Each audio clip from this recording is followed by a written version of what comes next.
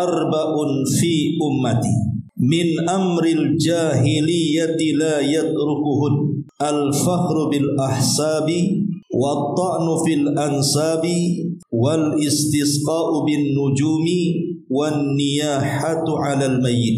Wa qala an-naihatu idza lam tatub qabla mautiha tuqamu yawmal qiyamati wa 'alaiha sirbalun min qatirani wa dhir'un min jarabi. Nabi SAW mengatakan arba'un fi ummati, ada 4 perkara yang terdapat pada umatku. Berarti yang dimaksud di sini adalah umat al-istijabah, bukan ummatu dakwah. Karena umat itu ada 2. Ada yang disebut dengan ummatu dakwah, umat yang perlu didakwahi, dan mereka orang-orang di luar daripada Islam. Dan yang kedua, umat istijabah, artinya umat yang sudah memeluk Islam. Berarti hadis ini bicara tentang umat Islam, bukan umat di luar Islam. Ada 4 perkara yang terdapat kepada umatku. Min amril jahiliyati la yatrukuhunna, di mana 4 perkara ini seluruhnya perbuatan-perbuatan jahiliyah yang susah ditinggalkan umatku. Apa saja? Yang pertama, al-fakhru bil ahsabi. Yang pertama, membangga-banggakan kebesaran leluhurnya. Yang kedua, wa ta'nu fil ansabi, mencela ataupun memaki keturunan. Wal istisqa'u bin nujum, dan yang ketiga di sini syahidnya mengaitkan turunnya hujan kepada bintang-bintang tertentu. Dan yang terakhir, yang keempat, wan niyahatu 'alal mayyit, dan meratapi orang yang sudah meninggal. Kemudian Nabi SAW mengatakan, an-naihatu idza lam tatub, wanita yang suka meratap terhadap orang yang mati kalau dia tidak bertobat, qabla mautiha, sebelum kematiannya, tuqamu yaumal qiyamah, maka akan dibangkitkan kelak pada hari kiamat, wa 'alaiha sirbalun min qatirah, maka akan dikenakan pakaian yang berlumur dengan tembaga-tembaga panas, wa dhir'un min jarabin, dan akan dipakaikan pakaian kepadanya, dan pakaian itu sangat gatal bagi badannya. Taib, ma'asyiral muslimin wal muslimat rahimani wa rahimakumullah.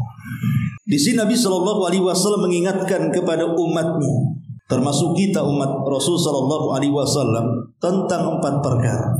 Dan 4 perkara ini termasuk perkara-perkara jahiliyah. Ada yang mengatakan kalau disebut dengan lafaz jahiliyah di dalam Islam, maknanya, ada yang mengatakan jahiliyah itu bicara soal al-kufru wal juhud, kekufuran dan penentangan. Ada juga yang mengatakan bahwa lafaz jahiliyah itu dikatakan jahiliyah karena tarkul ihtikam ila syar'illah, tidak mau berhukum dengan syariat-syariat Allah Subhanahu wa ta'ala. Ada juga yang mengatakan kalau disebut jahiliyah artinya al-adatu wal ma'asi allati kana yaf'aluha ahlul jahiliyah, kebiasaan-kebiasaan buruk ataupun maksiat-maksiat yang biasa dilakukan dulu oleh orang-orang jahiliyah. Jadi ada 3 makna kalau disebut jahiliyah. Bisa maknanya kekufuran, bisa maknanya meninggalkan syariat Allah Subhanahu wa ta'ala untuk diamalkan, atau boleh jadi bicara tentang adat istiadat buruk atau kemaksiatan-kemaksiatan yang biasa dilakukan orang-orang jahiliyah di zaman itu. Nah, di sini Nabi SAW mengatakan ada 4 perkara termasuk dari perkara-perkara jahiliyah. Qadfirin muliakan Allah Subhanahu wa ta'ala. Nabi SAW diutus oleh Allah Subhanahu wa ta'ala mengemban hidayah dan agama yang hak. Untuk apa? Untuk ditampakkan dan dibenangkan di hadapan orang-orang musyrik. Dan itu digambarkan dalam Al-Quran, huwallazi arsala rasulahu bil huda wa dinil haq liyudhhirahu 'alad dini kullihi walau karihal musyrikun. Dialah yang telah mengutus rasulnya dengan membawa petunjuk dan agama yang benar. Untuk apa? Untuk mengalahkan seluruh agama-agama di luar daripada Islam, walaupun orang-orang musyrik sangat membencinya. Lah ketika Nabi SAW mulai berdakwah 13 tahun di kota Mekah dan 10 tahun di kota Madinah. Ketika Nabi SAW berhasil kemudian membuka pintu Mekah, atau dengan istilah bahasa Quran Fathu Makkah, idza jaa nasrullahi wal fath. Maka Nabi SAW di ujung hayatnya menyempatkan dengan para sahabat untuk melakukan hajjatul wada, haji terakhir yang dilakukan Nabi SAW. Karena selepas haji ini beberapa waktu setelahnya Rasul meninggal. Lah saat Nabi SAW sedang berada di padang Arafah tepat di hari Jumat, maka Nabi SAW berceramah di hadapan para sahabatnya. Di antara salah satu ungkapan Rasul dalam khutbahnya itu, Rasul mengatakan, ala kullu syai'in min amril jahiliyati tahta qadami maudhu'un. Ingatlah segala sesuatu yang berkaitan dengan urusan-urusan jahiliyah itu aku letakkan di bawah kakiku. Maknanya aku hapuskan. Tidak ada lagi tradisi-tradisi buruk jahiliyah dengan kedatangan Islam. Wa dima'ul jahiliyati mawdu'atun wa anna awwala damin adha'u min dima'ina damu bani Rabi'ah bin al-Harith kana mustardi'an fi bani Sa'din faqatalathu Hudayl wa ribal jahiliyati mawdu'un wa awwalu riban adha'u riba'ana riba Abbas ibni Abdul Muttalib fa innahu mawdu'un kulluh. Termasuk juga dendam kesumat jahiliyah. Dendam kesumat ala jahiliyah. Maknanya dendam kesumat ala jahiliyah itu, kalau ada dua kabilah ini, kemudian salah satunya membunuh anggota kabilah yang lainnya, maka bagi yang terbunuh salah satu anggota kabilahnya, mereka akan membayar nyawa. Mereka sudah melayangkan nyawa, maka harus dibayar dengan nyawa. Masalahnya, ketika mereka membayar dengan nyawa itu bukan nyawa orang yang membunuh, tapi siapapun dari kabilah itu. Yang penting dari kami terbunuh satu, dari kabilah kalian harus terbunuh satu. Maka datang Islam, kemudian menghapus tradisi dendam kesumat itu menjadi kisos. Yang dibunuh yang membunuh saja. Adapun yang tidak ikut-ikut dalam pembunuhan tidak berhak ditumpahkan darahnya. La yahillu dami imri'in muslim illa bi ihda thalathin, at-thayyibu zani wan nafsu bin nafsi wat tariku li dinihi al-mufariq lil jama'ati, kata Rasul. Tidak halal darah seorang muslim ditumpahkan kecuali karena 3 perkara. Seorang yang sudah menikah berzina bisa dirajam sampai mati, ataupun jiwa yang membunuh jiwa yang lainnya maka dikisos. Orang yang membunuh dibunuh dalam Islam, ataupun orang yang keluar dari agamanya, atau yang memecah belah barisan kaum muslimin dari kalangan bugot para pemberontak. Nah di sini Nabi SAW mengatakan, dan darah yang pertama kali yang aku letakkan adalah darahnya Ibnu Rabi'ah ibn al-Harith. Dulu dia disusui di Bani Sa'ad, kemudian Hudayl membunuhnya. Dan juga riba jahiliyah. Riba jahiliyah itu maksudnya riba nasyah, yang biasa dilakukan oleh para rentenir. Itu namanya riba nasyah, riba jahiliyah.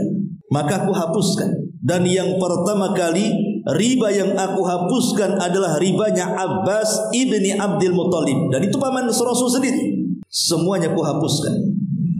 Dari sini bahwa kedatangan Islam dan kedatangan Nabi SAW berusaha untuk menghapuskan seluruh tradisi jahiliyah. Karena tradisi-tradisi jahiliyah itu ikhwan, itu sangat dibenci Allah Subhanahu wa ta'ala. Ya memang tidak semua adat istiadat jahiliyah itu yang jelek, tapi umumnya tidak baik. Makanya Nabi SAW sampai mengatakan, abghadun nas ilallahi thalathatun. Manusia yang paling dibenci oleh Allah itu 3 manusia. Salah satunya adalah mubtagin fil islami sunnatal jahiliyati, orang yang berusaha menghidupkan sunnah-sunnah jahiliyah di tengah-tengah Islam. Nah Islam sudah datang, dia pula menghidupkan tradisi jahiliyah. Maka perkara ini sangat dibenci oleh Allah Subhanahu wa ta'ala. Lah salah satunya adalah dalam hadis yang kita bahas di malam ini, di mana ada tradisi-tradisi jahiliyah atau adat istiadat jahiliyah yang sangat dibenci oleh Allah Subhanahu wa ta'ala, dan itu tidak bisa ditinggalkan sampai hari ini. Ini Rasul sendiri yang mengucapkan masalahnya. 4 perkara ini susah ditinggalkan. Ada saja di antara orang Islam itu yang melakukannya. Apa saja itu? Kata Nabi SAW, yang pertama, al-fakhru bil ahsab, membanggakan moyang-moyang, membanggakan nenek moyangnya. Khotufidin, muliakan Allah Subhanahu wa ta'ala. Al-Imam Mujahid ketika memberikan catatan kepada ayat fadkurullaha kadzikrikum aba'akum, apabila kalian selesai melaksanakan haji, manasik haji, kemudian kalian berada di Mina, di tempat pelemparan batu jumrah itu, maka Allah Subhanahu wa ta'ala mengatakan, maka berzikirlah kepada Allah sebagaimana dahulu kalian di masa jahiliyah, apabila selesai haji selalu berdiri di tempat pelemparan jumrah di situ, kemudian menyebutkan nenek-nenek moyang kalian. Jadi orang-orang jahiliyah seperti itu. Apabila selesai melaksanakan haji, kemudian mereka ke Mina, kemudian mereka berdiri di tempat-tempat pelemparan jumrah itu sambil menyebutkan bapak moyang mereka, jasa-jasa bapak moyang mereka, bahwa ada di antara bapak kami seorang pemberani, seorang pahlawan, orang mulia, orang kaya, pejabat, terhormat. Dengan bangganya mereka mengucapkan seperti itu, bukan mimbabil ikhbar, bukan bab menghabarkan, tidak, tapi tafakuran. Mereka menyebutkan nenek moyang mereka itu karena tafakur. Tafakur itu karena kesombongan, karena ingin menyombongkan dengan menyebut bapak-bapak mereka. Al-Imam Asy-Syaukani rahimahullah ta'ala mengatakan, kalau seseorang menyombongkan amalnya sendiri, umpamanya ada orang yang rajin sholat, rajin puasa, rajin sedekah, dia sombongkan tuh amal ibadah, itu saja tidak boleh. Macam mana dia menyombongkan orang lain yang tidak ada kaitan dengan dia, bapak moyang mereka? Menyombongkan amal sendiri saja tidak boleh, apalagi menyombongkan amalnya orang lain.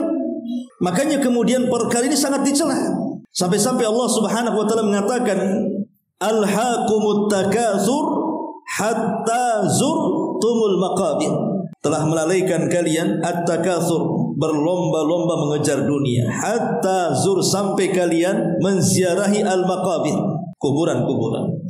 Salah satu asbab nuzul daripada alhaakumut takatsur hatta zurtumul maqabir, sebagaimana dikatakan oleh Imam Qatadah, jadi orang-orang jahiliyah itu apabila mereka berseteru dengan antar kabilah, maka mereka berbangga dengan banyaknya jumlah mereka dan banyaknya nenek moyang mereka yang mereka bangga-banggakan dibandingkan nenek moyang kabilah yang lain.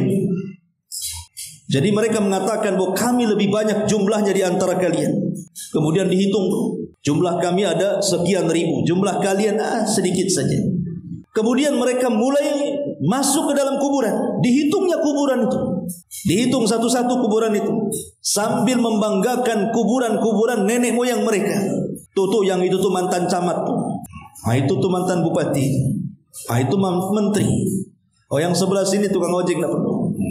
Jadi ada orang-orang yang kemudian membanggakan dengan nenek moyang mereka. Ini ada tradisi jahiliyah ya Pak, dan ini akan senantiasa ada dalam umat Islam. Membanggakan dengan keturunan itu akan senantiasa ada, terutama kalau di Indonesia ini ada di daerah-daerah yang tinggal yang konon di situ itu dulunya bekas-bekas kerajaan, biasanya daerah-daerah keraton kan itu ya. Biasanya mereka masih membanggakan tuh bahwa darah mereka beda dengan kita. Antum masih merah, mereka sudah biru. Ya. Mereka menganggap darah mereka lebih mulia karena keturunan raja ini dan raja itu. Padahal entah keturunan raja ini dan raja itu, kadang-kadang raja itu muslim kok tak muslim kita tidak tahu. Karena bagaimanapun ikhwatu fiddin muliakan Allah Azza wa Jalla, dahulu di zaman Nabi SAW sebutkan dalam hadis yang sahih. Jadi Ubay bin Ka'ab radhiyallahu anhu dia mengatakan, intasaba rajulani ala ahdi Nabi SAW. Ada dua manusia yang berbangga dengan nenek moyang mereka di zaman Nabi. Faqala ahaduhuma, berkata salah seorang di antara mereka, ana fulan ibnu fulan, ibnu fulan ibnu fulan, amma anta fala umma laka. Tahukah kamu saya ini anak siapa? Kemudian dia mulai menyebutkan bapaknya, kakeknya, moyangnya, entah berapa nama sampai ke atas. Saking bangganya dia mengatakan, tahu nggak bapak saya ini, dia seorang pemberani, seorang pejuang. Kakek saya ini, kamu tahu siapa kakek saya? Ini, itu. Buyut saya, kamu tahu siapa buyut saya? Terus sampai ke atas. Sampai dia mengatakan kepada kawannya, amma anta fala ummalaka. Aku yakin engkau tidak memiliki keturunan yang baik ke atas sana. Kemudian Nabi SAW lewat di situ, mendengar ada orang berbangga dengan keturunan dan saling mencela satu dengan yang lainnya. Maka Nabi SAW mengatakan, intasaba rajulani ala ahdi Musa. Ingat, dulu apa yang kalian lakukan itu seperti yang pernah dilakukan dua Bani Israel di zaman Nabi Musa. Faqala ahaduhuma, berkata salah seorang di antara mereka di zaman Nabi Musa, tahukah kamu ana fulan, ibnu fulan, ibnu fulan, ibnu fulan, sampai 9 kakek buyut dia sebut dengan bangganya, dia menyebutkan itu semua. Kemudian dia mencela kawannya dan mengatakan, amma anta fala ummalaka. Adapun kamu tidak sehebat bapak moyangmu dengan bapak moyangmu. Bangga dia mencela kawannya. Kemudian karena dia ditantang untuk menyebutkan nenek moyangnya, dengan malu-malu dia mengatakan, ana fulan, ibnu fulan, ibnu fulan, fasakan. Ketika dia mengatakan saya anaknya fulan, bin fulan, bin fulan, hanya menyebutkan 3 kakek buyutnya, dia pun diam. Kenapa dia diam? Tidak melanjutkan. Dia teringat bahwa kakek buyut yang keempat itu kafir, bukan seorang muslim, bukan orang penganut Taurat dan juga ajaran Musa. Dia tahu kakek buyut yang keempat itu orang yang sangat ingkar di zaman itu. Dia tidak mau menyebutkannya. Kemudian dia mengulang, ana fulan, ibnu fulan, ibnu fulan, ibnul Islam. Yang keempatnya dia nasabkan ke dalam Islam. Saya anak fulan bin fulan bin fulan bin Islam. Disebut Islam. Dia tidak mau menyebutkan kakek buyutnya yang keempat. Fa'aqallahu ila Musa anna hadzaini al-muntasibaini. Maka Allah Subhanahu wa taala mewahyukan kepada Musa tentang 2 orang yang saling menasabkan dan menghina yang lainnya. Kemudian, amma anta ayyuhal muntami awil muntasib ila tis'atin finnari fa anta ashiruhum wa amma anta ya hadal muntasib ila itsnaini fil jannah fa anta thalithuhuma fil jannah. Kemudian keduanya diwafatkan, dua-duanya dihadapkan ke hadapan Allah. Hei, adapun kamu yang berbangga dengan moyangmu sampai 9, maka engkau masuk neraka dan engkau yang ke-10-nya. Hei, engkau yang tidak berbangga dengan nenek moyang, karena mereka orang-orang yang kafir, masuk ke surga. Lihat, orang ini masuk neraka bukan karena berzina, kan? Bukan karena membunuh, bukan karena zalim. Orang ini masuk neraka ini gara-gara dosa lisan. Apa dosa lisannya? Berbangga dengan keturunan, berbangga dengan nenek moyang dia. Itu dosanya. Tapi dia tidak memperhatikan apakah nenek moyangnya itu orang baik ataukah orang jahat, orang soleh atau orang yang tidak soleh, orang Islam ataukah orang kafir. Yang penting dia bangga. Itulah jahiliyah namanya. Lalu apa kemudian ada orang berbangga bahwa saya keturunan raja ini, raja itu, Raja Majapahit kesekian, turunan Hayam Wuruk atau apa istilahnya, Gajah Mada sampai ke atas semuanya, kan? Antum tahu nggak agama mereka apa? Kenapa berbangga? Lihat hadis ini. Ma'asyiral muslimin wal muslimat rahimani wa rahimakumullah. Makanya kemudian dengan tegas di sini, di antara tradisi jahiliyah yang masih ada tuh di zaman sekarang adalah al-fakhru bil ahsab. Ahsab itu ke atas, kalau ansab itu ke bawah. Dan terkadang di masyarakat ikhwan, ada orang-orang yang kemudian membanggakan dirinya dengan orang tuanya. Dia belum tahu saja bapak saya siapa, nggak tahu saja kakek saya siapa. Awas saja. Ada orang yang kemudian membanggakan orang tuanya dan mengancam orang lain. Ini tradisi jahiliyah. Ini yang pertama. Kemudian yang kedua, tradisi jahiliyah yang tidak bisa ditinggalkan adalah at-ta'nu fil ansab, mencela keturunan.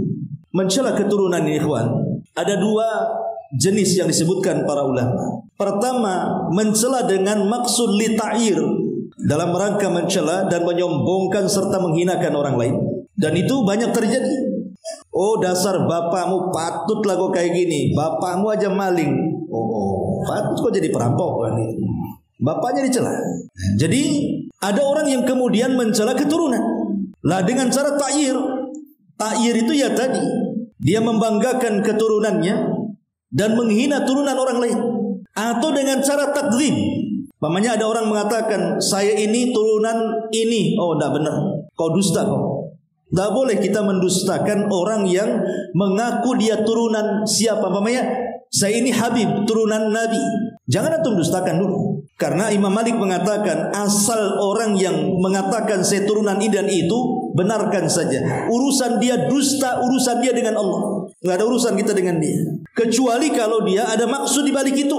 Dia mengaku keturunan Nabi umpamanya untuk mendapatkan ahli waris, untuk menikah, untuk menipu, dan begitu seterusnya. Lain ceritanya. Ya. Tapi kalau dia menghabarkan saya ini silsilahnya sampai loh kepada Nabi. Dia disebutkan saya namanya ini, bapak saya namanya ini, kakek saya namanya ini, buyutnya sampai ke Ali bin Abi Thalib umpamanya kan. Ya benarkan saja. Urusan dia dusta, urusan dia dengan Allah. Tapi kita harus membenarkan. Karena asal manusia itu mu'taman dipercaya. Kecuali ada maksud lain kan itu. Tapi kalau antum langsung mendustakan, mana ada turunan Nabi mancung lah, pesek kau ini. Tak ada turunan Nabi. Jangan-jangan Abu Jahal pula.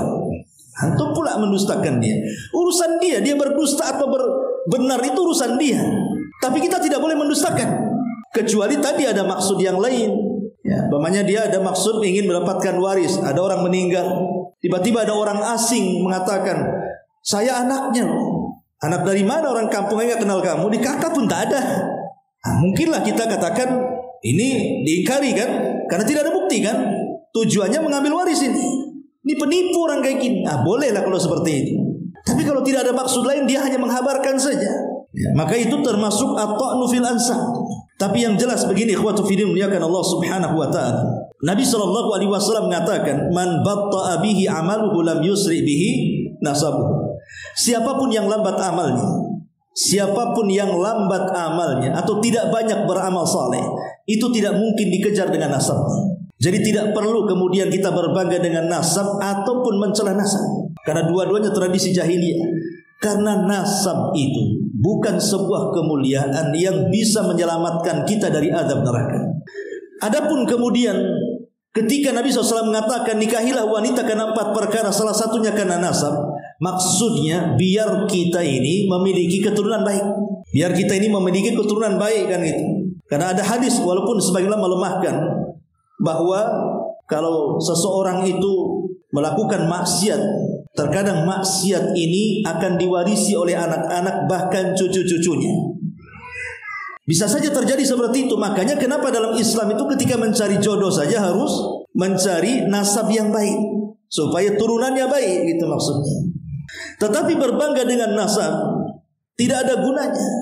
Bagaimana Bilal ibn Rabah itu seorang budak, secara nasab dia tidak baik. Dari seorang budak kan, dia barang yang diperjualbelikan budak itu. Tapi Allah Subhanahu wa taala memuliakan Bilal dan Rasul pernah mengatakan, "Ya Bilal, bima sabaqtani ilal jannah." Hai Bilal, apa yang membuat engkau mendahuluiku masuk surga? Maksudnya ketika Rasul Isra Mi'raj mendengar suara terompah, suara sandal. Kemudian Rasul mengatakan kepada Jibril, itu suara terompahnya siapa Jibril? Itu terompahnya Bilal. Bayangkan sendalnya sudah masuk surga, orangnya masih di dunia. Padahal sendal Bilal itu tidak sebagus sendal antum. Tapi sendal antum belum tentu juga masuk surga kan. Makanya Nabi SAW mengatakan kepada Bilal, bima sabaqtani ilal jannah. Bilal, bisa-bisanya sandalmu lo sudah masuk surga, kau masih di sini. Apa yang kau lakukan? Kata-kata ini dari Nabi SAW menunjukkan apa? Walaupun Bilal itu hamba sahaya, walaupun Bilal itu seorang budak, tetapi Allah muliakan ketika dia masuk ke dalam Islam. Karena apa? Karena ketakwaannya. Tapi lihat Abu Jahal, walaupun dia keturunan Bani Hashim, Abu Lahab keturunan Bani Hashim, bukan hanya keturunan Bani Hashim, dia paman dari Nabi SAW. Secara nasab bagus, tidak ada yang mencela nasabnya Abu Lahab. Di mana Abu Lahab? Di neraka. Turun ayat tabbat yada abi lahabi wa tab. Bilal yang tidak punya nasab dimasukkan ke dalam surga. Abu Lahab pula yang punya nasab dimasukkan ke neraka dan diturunkan ayat celaan dan akan dibaca sampai kiamat dibangkitkan. Bahkan ayat itu diletakkan dalam juz amma, tidak diletakkan di tengah-tengah surah Al-Baqarah. Kalau tabbat yada abi lahab wa tab diletakkan di tengah-tengah Al-Baqarah, jarang orang baca. Tapi ketika tabbat ini diletakkan di juz amma, anak kecil pun menghina Abu Lahab. Tabbat yada, walaupun tak paham maknanya. Bahkan jadi hampir setiap masjid satu dunia membaca tabbat itu. Karena pendeknya kan, menunjukkan itulah hukuman Abu Lahab, dilaknat oleh lisan-lisan kaum muslimin sejak turunnya ayat itu sampai hari ini, bahkan sampai kiamat dibangkitkan. Padahal Abu Lahab zu nasabin, memiliki nasab yang mulia, tapi tidak ada guna nasabnya. Lalu apa membangga-banggakan nasab kalau begitu? Ataupun mencela nasab orang. Ma'asyiral muslimin yang dimuliakan Allah Azza wa Jalla, Zaid putra angkat Nabi SAW.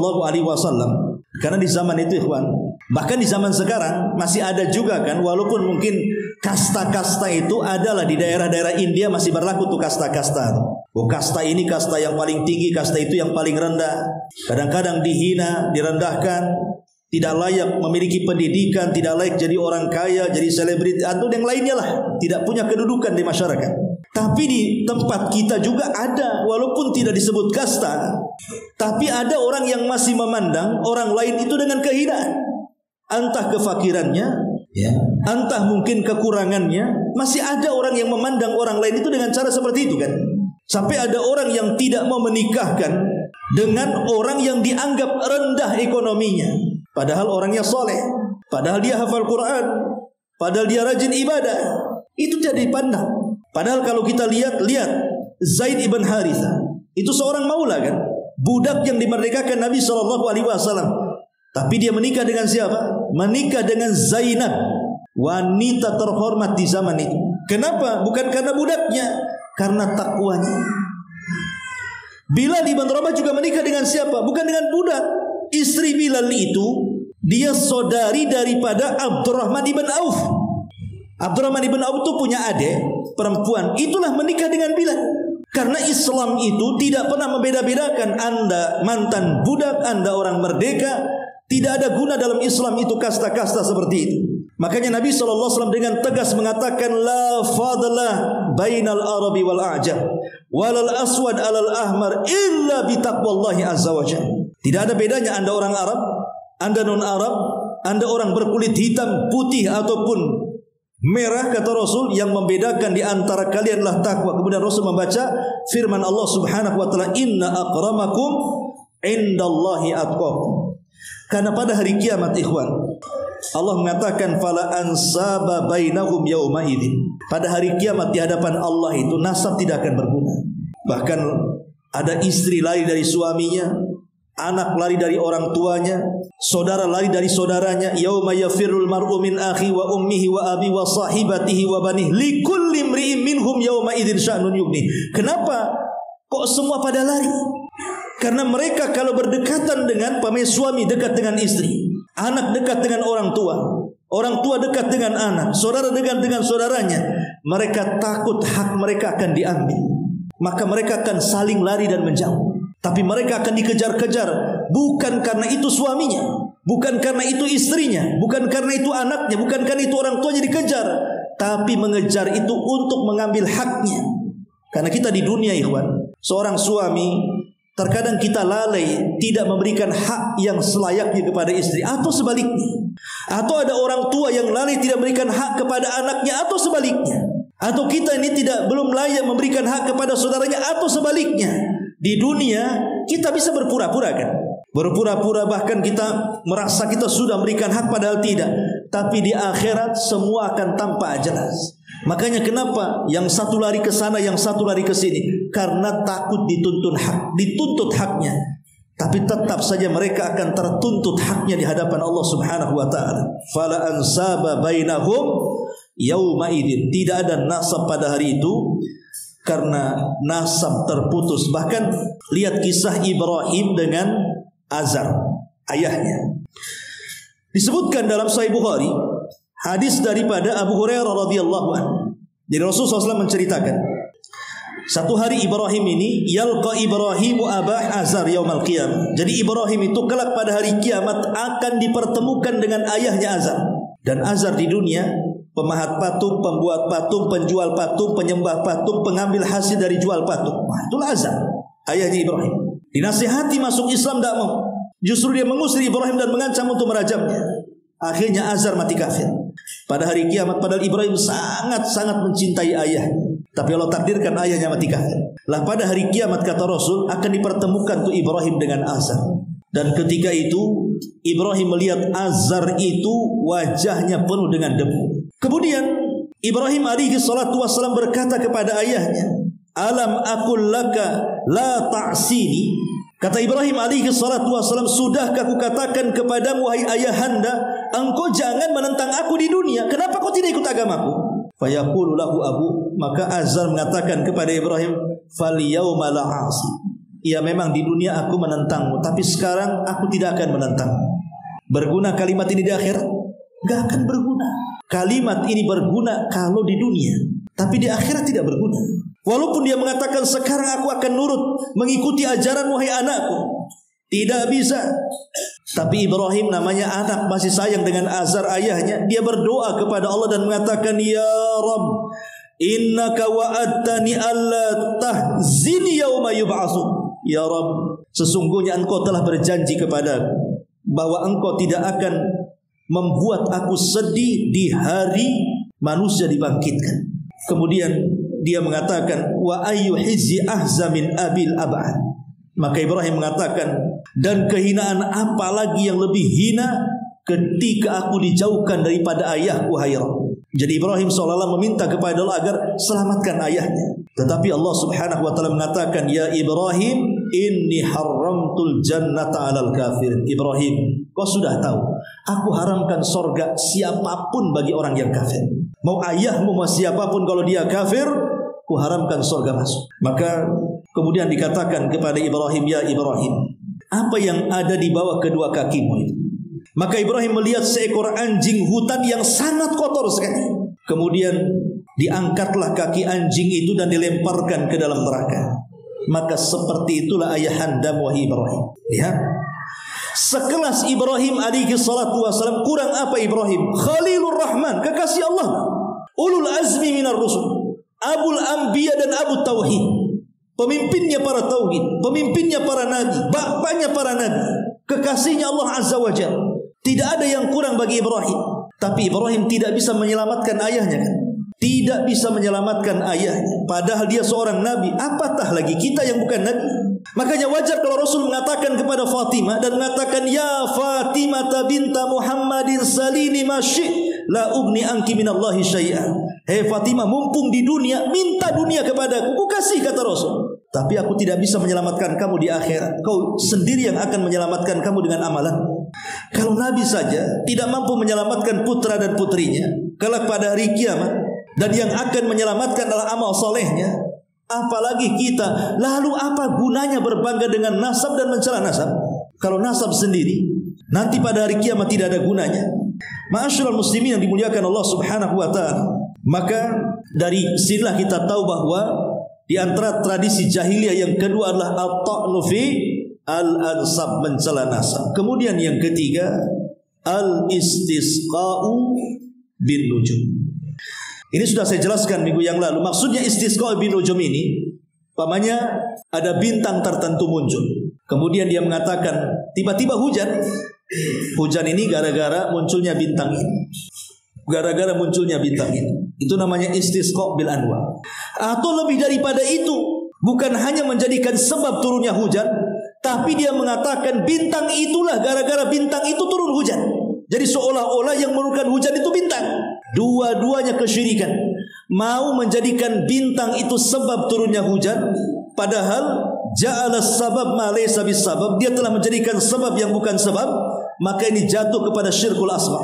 Ataupun yang lebih parah mengatakan bahwa hujan itu diturunkan oleh bintang ini dan itu. Ini sampai kepada syirkul akbar.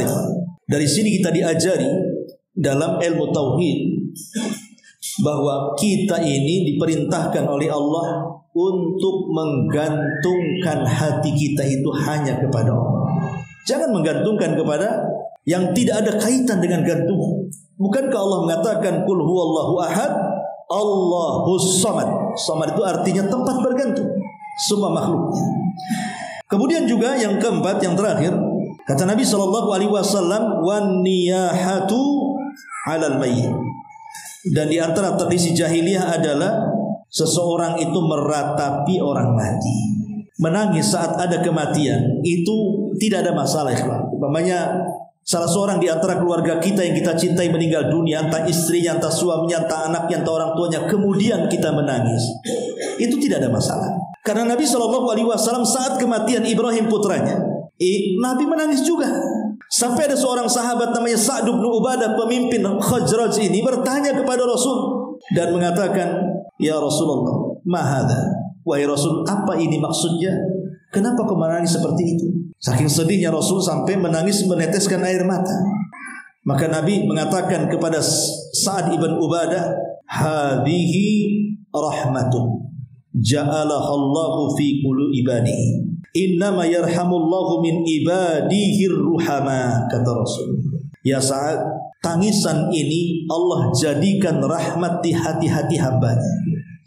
Dan sesungguhnya Allah Subhanahu wa ta'ala akan merahmati dari hamba-hambanya siapa yang memiliki rahmat dalam hatinya.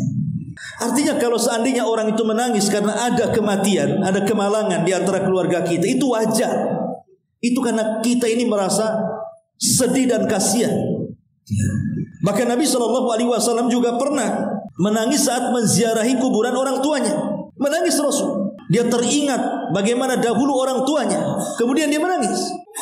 Yang tidak boleh itu, kata para ulama, kalau seandainya tangisan saat menghadapi kematian orang yang kita cintai itu dibarengi dengan pukulan, memukul-mukul pipi, menggunting-gunting rambut, berguling-guling, berteriak-teriak, merobek-robek baju, memukul-mukul paha dan yang lainnya. Itu bukan nangis lagi, itu namanya niyahah. Karena di situ nampak kalau dia itu tidak beriman dengan takdir. Itu masalahnya. Dia tidak yakin dengan takdir bahwa dia sudah meninggal. Karena tidak ikhlas dengan kematiannya, dan dia seolah-olah tidak menerima dengan takdir Allah Subhanahu wa ta'ala, makanya dia melakukan hal-hal seperti itu. Makanya kenapa kemudian diancam di sini orang-orang yang tidak bertobat dalam niyahah itu? Kenapa di sini Rasul mengatakan an-naihatu wanita-wanita? Apa laki-laki tidak ada yang niyahah seperti itu? Ada, bukan tidak ada. Tapi umumnya yang niyahah itu biasanya emak-emak, ibu-ibu kan begitu. Bapak-bapak jarang lah. Bapak-bapak ya nangis-nangis gitu saja kan. Tapi tidak guling-guling-guling. Oh bahaya kalau bapak guling-guling ini. Bisa pecah semua satu rumah kan. Ya, jadi kalau perempuan ya biasalah, wanita kan yang ikuti perasaannya. Kalau laki-laki kan akalnya dia mikir dia sebelum dia guling-guling. Malu juga aku katanya. Tak jadi dia. Kalau perempuan tidak ada, hilang malunya karena tidak pakai akal lagi. Yang ada perasaannya, makanya dia guling-guling, teriak-teriak, nggak peduli dengan orang. Sampai saya itu pernah juga dulu ada minta supaya datang mentalkin orang sedang sakaratul maut. Saya datang. Itu yang ditalkin, mau ditalkin itu sedang koma, tapi belum mati. Itu keluarganya tuh sudah nangis teriak-teriak, guling-guling sampai mau pingsan. Kemudian diamankan. Saya suruh ikat saja, masukkan ke kamar saya. Itu ganggu tamu saja. Rupanya tak jadi mati orangnya. Hidup lagi sampai hari ini, alhamdulillah. Coba bayangkan, belum mati loh, tak jadi mati udah kayak gitu. Gimana kalau dia mati betul?